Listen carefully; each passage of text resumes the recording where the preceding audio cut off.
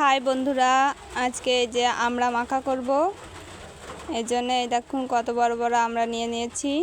এখন এই যে আমড়াগুলোর খোসা ছাড়িয়ে নেব, খোসা ছাড়িয়ে পিস পিস করে কেটে নেব। এই যে খোসা ছাড়িয়ে নিয়েছি সবগুলো আমরা নিয়ে এখন গোটা গোটা ধুয়ে নিচ্ছি।